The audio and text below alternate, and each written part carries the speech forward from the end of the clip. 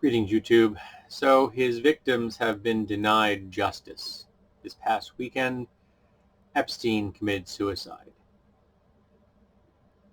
Shortly after the release of a whole lot of documents that made him look really bad in a legal sense. So he now knew that there was absolutely no way he was going to get the same sweetheart deal he got a decade ago, which he shouldn't have gotten a decade ago.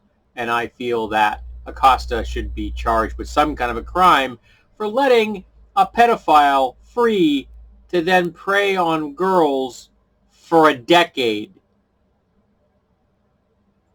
For some reason, I don't know what Acosta's reasoning was, if he had any, other than, ooh, it's a rich white dude.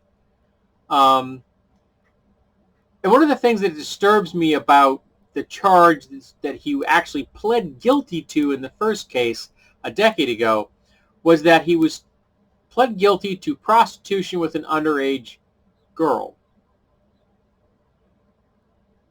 An underage girl cannot engage in prostitution.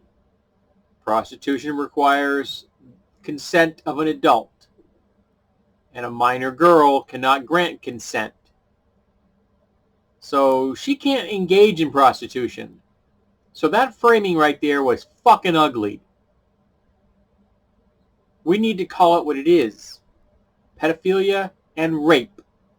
He raped a girl and he got a slap on the wrist, or it was what, 13 months, 14 months? And he was able to leave jail 12 hours a day, 6 days a week to go work in his office, which means he probably had access to girls there as well. Hell, he could have been raping girls while at work. I wouldn't put it past him. He is, after all, or was, a rich white dude. But now he's dead because he committed suicide. And now his victims will never get the justice they so richly deserve. They may get compensation, but that's not justice. And they deserve justice. And now it's denied. I wanted him to testify in court. I wanted him to be pleading guilty officially on the record. But instead, he committed suicide. So he wouldn't have to face justice in court. Because he knew he was going to spend the rest of his life in prison, and he did. He just decided he didn't want to wait around until he died of old age. He knew he was never ever getting out again. He was never going to ever see his wealthy properties again. He was never going to be in his private jet again. He was done with that.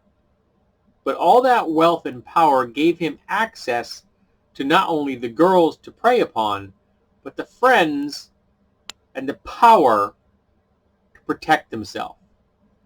Now, I'm hoping that there is still enough evidence to pull in the rest of his filthy, vile, fucking clan of all the other pedophiles that he was involved with. And yes, I have heard, and this is just speculative rumors at this point, but heard that Clinton may be involved in that. And if he is, throw him in prison. I'm not going to defend Bill Clinton at all. If the guy committed a crime, throw him in prison. It's where he belongs. I don't give a shit if he's one of our guys, except he's not really one of my guys at all. He's a center-right conservative. He's not progressive at all. Which is the only thing I want from a politician. If you're not progressive, get out.